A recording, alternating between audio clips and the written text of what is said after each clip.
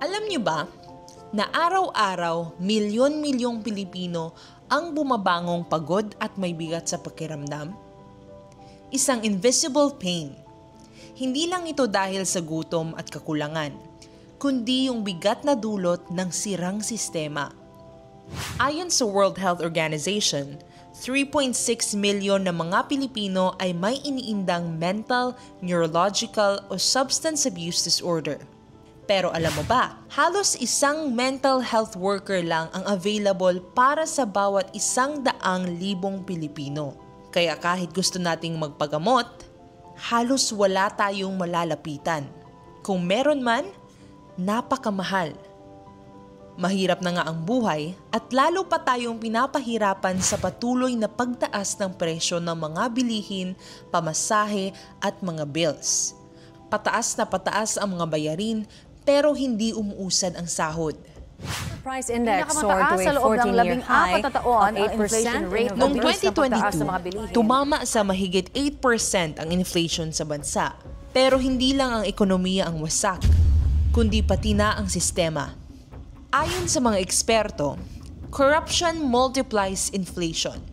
Sa madaling sabi, ang korupsyon ay nagpapabilis ng pagtaas ng presyo ng mga bilihin. Kapag nilustay ang pondo, presyo ang lumulobo. Dahil imbes na mapunta sa mga proyektong makakatulong sa tao, napupunta ang pera ng bayan sa bulsa ng iilan. Kaya sa bawat kalsadang overpriced, bawat kontratang pinatungan at bawat ghost project, may katumbas itong libo-libong Pilipinong nagugutom, mga ospital na walang gamot at mga pamilyang hindi makapagpagamot.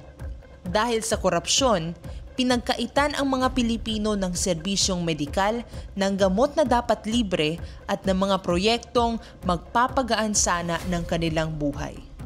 Ayon sa PsychReg, hindi lang ang tiwala ng taong bayan sa pamahalaan ang winawasak ng korupsyon, kundi pati na ang katahimikan sa pag-iisip ng mga Pilipino.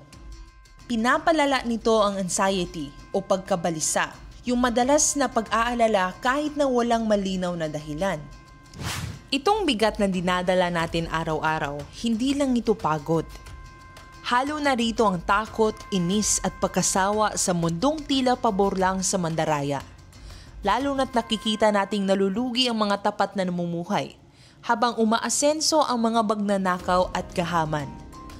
Kung laging ganito, mawawalan talaga tayo ng ganang lumaban.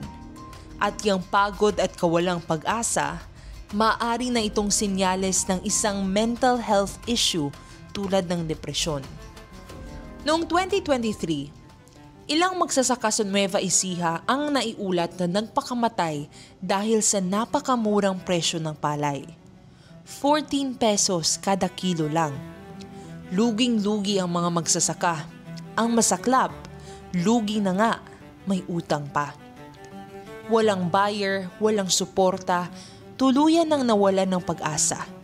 Ito ang muka ng depresyon sa kanayunan, na hindi mo masisisi sa kahinaan ng loob at pag-iisip, kundi sa sistemang walang malasakit. May iba naman na sumandal na sa online sugal dahil sa pangarap na maka-jackpot na natitirang pag-asa para makaahon sa buhay.